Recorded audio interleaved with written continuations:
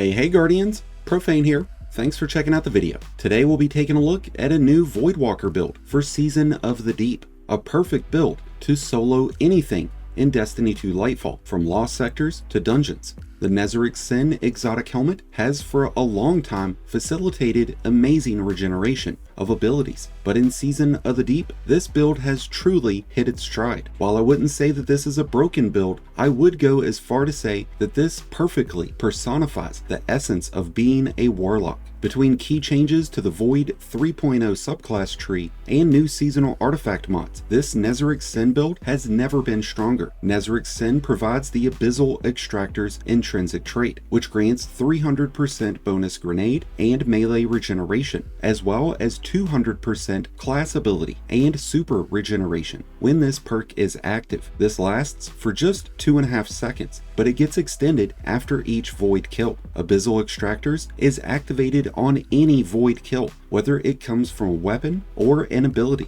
With a max out time of 20 seconds and no cooldown afterwards, this can provide Voidwalkers with the ability to have grenades almost instantly recharge and supers being available in less than a minute. What's even better about this in Season of the Deep is that the Chaos Accelerant aspect now provides 2 fragment slots, which in turn means that we can use Feed the Void along with Chaos Accelerant and still utilize 4 fragments. This way we can get Devour activated whenever we defeat a target with a Void ability. While Devour is active, every enemy defeated is going to grant full health restoration, as well as grenade energy based on the combatant's tier level. We are using Vortex grenades, which means that Chaos Accelerant is going to increase in size and duration for those Vortex grenades.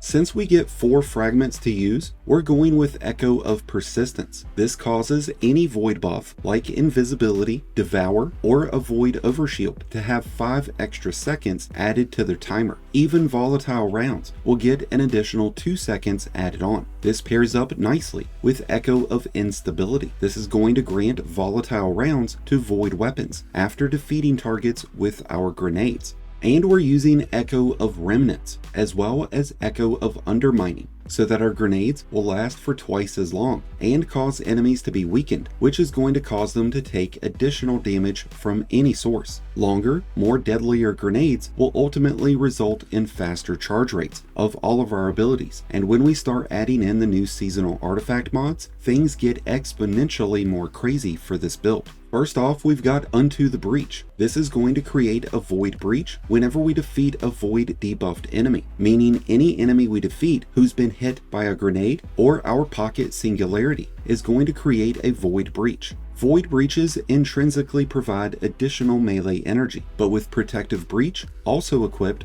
Collecting Breaches will grant a Void Overshield, which is going to have its timer extended because of our choice in fragments. There's also Supernova, and I really like this one. After collecting a Void Breach, your next source of Void damage will cause a weakening burst to affect enemies within 5 meters of the target. The combination of these mods and the Void class tree is going to synergize extremely well with Nezarec Sin, so that we can have a continuous stream of health recovery, overshields, ability regeneration, and constant Void debuffs being applied to enemies. There's a few other mods from the seasonal artifact that can come in handy. The Void Authorization mod will reduce Void related armor mods down to 1 energy. Countercharge can be great to gain armor charges after stunning champions, and Conductive Cosmic Needle can be a fantastic choice if you're utilizing strand weapons along with Void. And if you're running in teams, Squad Goals will grant Devour to your teammates when you finish enemies while you have Devour, something that can be very beneficial when looking at Master and Grandmaster level content. Our choice in weapon loadouts and armor mods is going to be heavily revolving around the options that we've made with our class tree and artifact.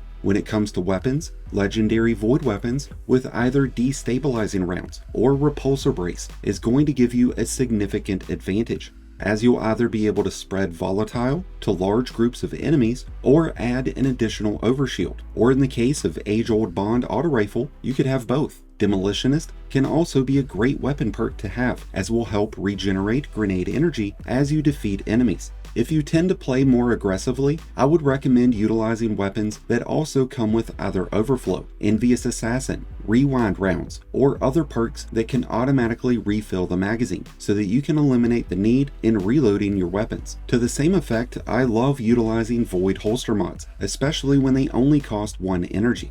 There's a few standout exotics that can extend your ability to debuff enemies. Layman Arc, Deterministic Chaos, Wave Splitter, Collective Obligation, Leviathan's Breath, and Tractor Cannon can all serve to be amazing options to pair up with this build. When it comes to our choice in armor mods, starting with helmets, we're utilizing Siphon mods so that void weapons will create orbs, and we're also using ashes to assets. This is going to provide additional super energy when we defeat enemies with our grenades. We're also going to be able to create orbs from grenade kills with the Firepower mod, and we're also using Grenade Kickstart on our gloves. This is going to consume stacks of armor charge to restore grenade energy, and we can increase how much energy is going to be returned by using stacks on stacks and charged up, which is going to give us extra armor charges that can be active at once, and we'll get additional armor charges when collecting orbs. Weapon surge mods and font mods can be extremely beneficial, but you'll need to watch out if running kickstart mods in combination, as kickstart mods will drain the armor charges that you would need for either weapon surges or fonts. For class item, we're utilizing the Reaper mod so that weapon kills will generate an additional orb after we cast our rift.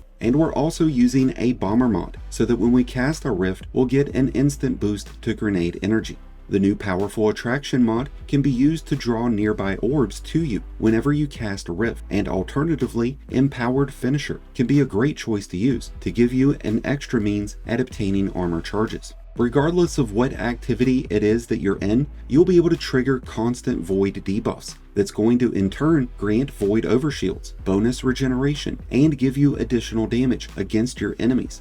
The Nezarec Sin makes for a truly stacked Voidwalker build in Season of the Deep, so if you haven't given it a try yet this season, you really need to do so.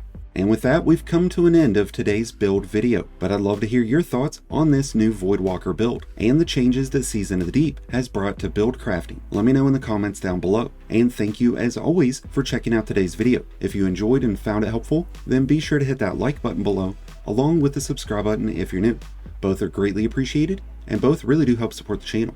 And until next time, Guardians, this has been Profane, wishing you all some happy hunting.